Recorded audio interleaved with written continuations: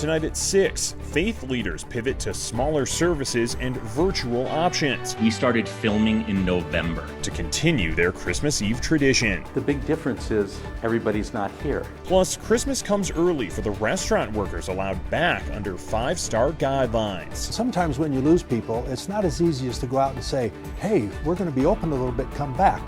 They're gone. They've gone somewhere else. And despite a Christmas Eve session, stimulus talks are frozen in our nation's capital. Doesn't give a damn about people. Thanks so much for joining me tonight for Denver7 News at 6. I'm Jason Grenauer. Christmas Eve church services are a tradition for many, and while that tradition continues this year, it definitely looks different. Denver7's Sloan Dickey shows us how Colorado is adapting. This year, the big difference is everybody's not here. Christmas looks and sounds a little different. This year, we just all been honest and said, you know what, this is imperfect. The Basilica of the Immaculate Conception, Denver's Catholic cathedral, won't have crowds of people or choirs singing carols as is tradition on Christmas Eve. Ironically, one of the more difficult things was decorating the church because we couldn't get the crowd of people that we normally get in to decorate. Houses of worship are allowed to celebrate Christmas with fewer restrictions after a Supreme Court decision this month ruled in favor of High Plains Harvest Church in Weld County. We have our socially distanced seating, so instead of seating 750 people, we seat about 89. The city of Denver has not set a limit for in-person church celebrations, but other indoor gatherings are banned as the county remains in the red on the state's COVID dial. Tonight we gather in a very different way. Still, for many, Christmas will be celebrated online. Having made the choice to love our neighbors, Highlands United Methodist Church has gone completely virtual this year. We are not going to bring people together and risk sharing the virus with others, especially when we can connect and share virtually. Producing this Christmas service from across the city of Denver. These were really neat moments to capture, to try to just share something special with the people who worship with us. Almighty and eternal God. For most Christians across the state, Christmas will be celebrated differently this year. The reality is we're all a little bit more helpless during COVID, and as a result, our faith and our trust are being ramped up. But it's still Christmas, these pastors say. Jesus was born in a stable. We can worship from home online this year and recognize that God still shows up. And its meaning hasn't changed. Sloan Dickey, Denver7. Don't be surprised if your last couple of holiday packages arrive later tonight. UPS, USPS, and FedEx all told us they'd have carriers working on Christmas Eve to deal with historic package volume. Well, the pandemic will not keep everyone from traveling for the holiday, but it is making a difference. AAA expects nearly 85 million people to travel between now and January 3rd. That's 34 million less than last year. Almost all of them, 96%, will be driving instead of flying. We have masks, we have gloves, we have hand sanitizers. We're trying to stay 6 feet apart from people. There is evidence that travel accelerates the spread of coronavirus. An ABC investigation found that counties with high numbers of people traveling more than 500 miles saw more cases after Thanksgiving. Here in Colorado, 1,260 hospital beds are in use right now by patients with COVID or COVID symptoms. That is the lowest number since early November. State leaders say our Thanksgiving spike hit a little earlier than it did in other states, which is why we've been on a downward trend for the last few weeks. State leaders say almost 56,000 Coloradans have received the vaccine so far. Nationally, it appears we will fall short of our goal to vaccinate 20 million people by the end of the year. As of this morning, less than 10 million people had been vaccinated. And our economy is hurting. 52,000 people filed unemployment claims in our state last week. That's the worst week since mid-April. Now, this could be connected to level red restrictions. First-time unemployment claims in the food service and hospitality industries are almost 5 times higher than they were during the last week of October, pre-restrictions. And the president, when we finally thought that we'd be able to give people hope, that's what people need, hope, doesn't give a damn about people.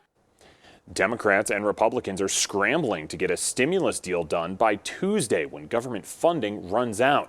But lawmakers are already too late to prevent a lapse in enhanced unemployment benefits. In Colorado, even if the stimulus bill becomes law tonight, enhanced benefits won't return for several weeks. Millions of Americans have been waiting for some type of relief for long a long time, and so many people have lost their jobs. Lawmakers couldn't agree on a way to add $2,000 checks to the stimulus bill today. They will try to salvage the deal again on Monday. Meantime, the original stimulus bill with those $600 checks has been flown to Florida, where President Trump is staying for the holidays. He could choose to sign the bill. He's given no indication that he will. State health officials have granted 5-star COVID restriction variances now to Douglas, Summit, Larimer, and Broomfield counties. Commissioners in Jefferson, Arapahoe, and Elbert counties have applied for variances. Denver7's Lance Hernandez talked to business owners who are anxiously awaiting those decisions. Code Red is a non-starter. It's a loser for the restaurant business. Rick Egloff has owned Tuscany Tavern in Evergreen for 20 years. His community room, normally booked solid with Christmas parties, sits empty. So does the main dining room with its colorful mural of the Italian countryside. When you've been here 20 years and you walk in here and you're the only person here, how do you put that in words? This afternoon, just 2 customers were seated on the patio.